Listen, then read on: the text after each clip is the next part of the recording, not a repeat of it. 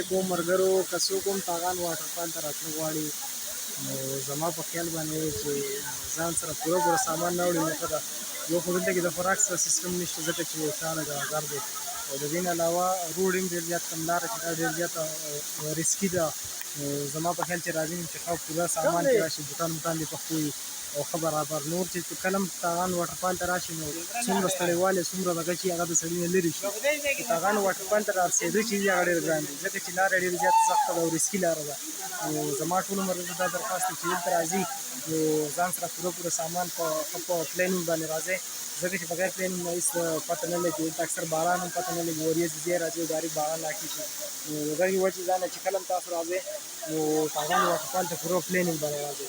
دا وګورئ زما شک تاغان واټرفال دی مونږ د ختې ځای نه چې راختو ډېر زیات ستړي شوي مونږ وایي چې بس د نیمې لارې دا واپس کېږو خو چې دې ته کله هم راورسېږو نو هغه ټوله ستړتیا څومره ستړی او څومره وجود چې ستړی شوي هغه ټول زموږ نه ختم شو ځکه چې دا ډېر دفاعي او ښکلی واټرفال دی په بونیر کې دی او ډېر زیات مشهور دی. دا وګورئ تاسو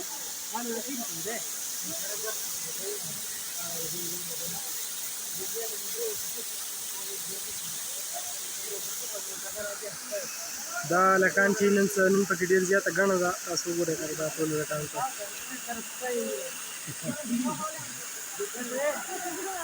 څوک پروګرامونه کې ځان راغلي څوک څه کې بس خلک چې انجوایمنټ نه راغلی تاغان واټرفال انجوای کړي په تاسو وکتئ چې تاغان واټرفال ډېر زیات ښکلی ډېر مزیدار.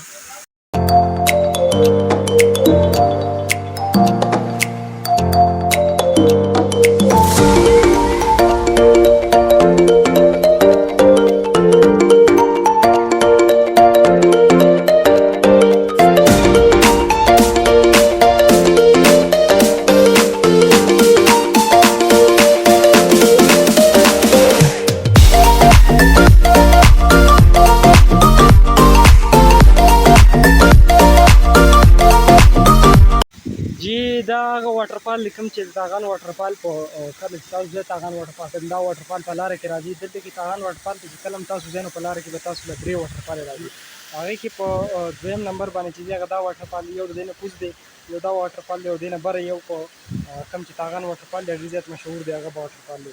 کله چې تاسو هم راځئ نو دې واټرفال ته خامخا ودرېږئ ځکه چې دا هم ډېر ښکلی بهترین ویو ورکړي او دا ځای پکې انجوای کوئ ډېر ښکلی ځای دی تاسو وګورئ دا ویډیو.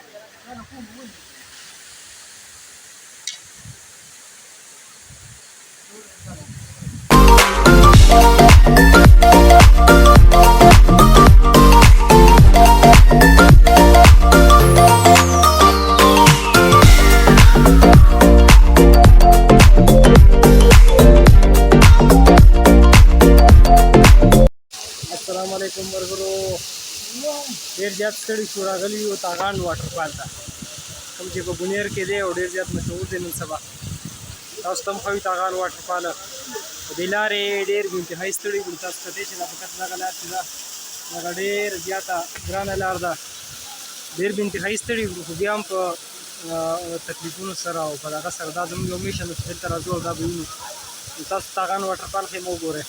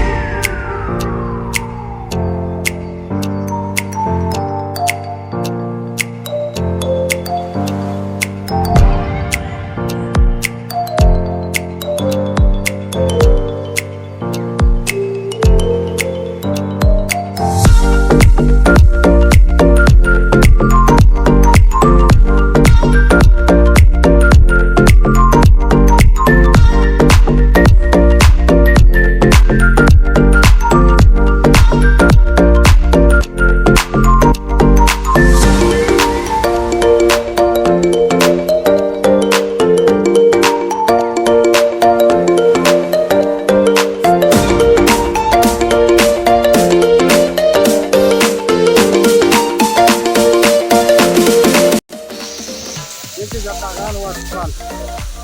Yeah, Taghan waterfall. देखा پوره په یوه نیمه ګنټه کې مونږ رارسېږو. ډېره زیاته ګڼه ده پکې او ډېر زیات کسانو ته راغلي دي چکر لپاره.